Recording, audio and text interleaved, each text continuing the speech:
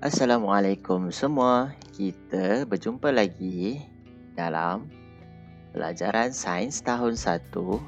Kali ini cikgu akan ajar mengenai peraturan bilik sains. Peraturan bilik sains. Untuk pengetahuan semua, bilik sains ialah salah satu bilik khas yang berada di sekolah. Bilik ini tidak boleh dimasuki sesuka hati atau tanpa kebenaran guru. Di sana terdapat pelbagai peralatan dan bahan sains yang berbahaya, mudah pecah dan mungkin terdapat yang boleh menyebabkan letupan. Sebagai contoh, di sana terdapat penunuh bansen, bika, gelalangkon, mungkin asid dan sebagainya. Jadi hari ini kita akan kenali peraturan-peraturan ketika kita berada di bilik sains. Ini sangat penting untuk mengelakkan sebarang kecederaan atau perkara yang tidak diingini.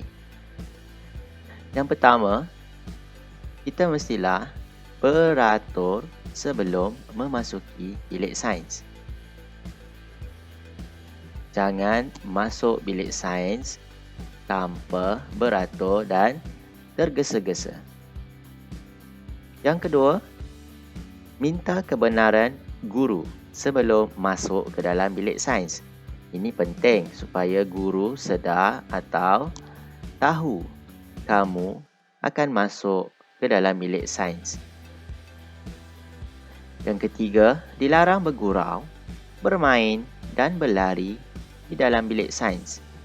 Disebabkan bilik sains mempunyai meja yang besar dan terdapat benda-benda yang mudah pecah, jadi adalah tidak digalakkan dan dilarang sama sekali untuk kamu berlari dan bermain di dalam bilik sains.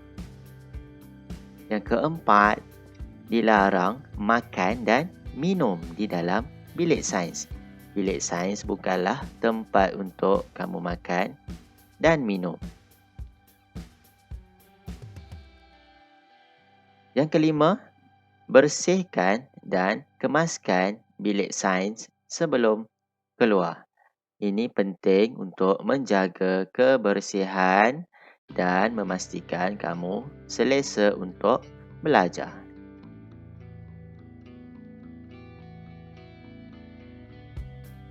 Sekarang kita akan lihat apakah yang akan berlaku jika kita mematuhi peraturan bilik sains.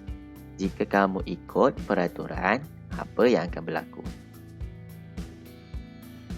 Sudah tentu, bilik sains menjadi tempat yang bersih dan kemas.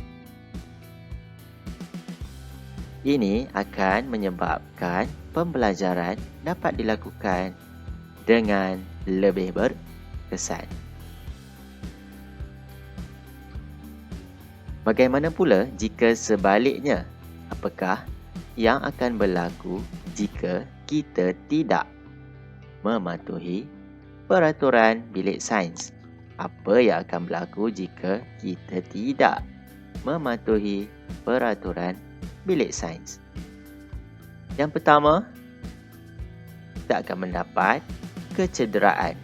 Kecederaan berpunca dari objek tajam, objek yang mudah pecah atau objek yang mudah terbakar.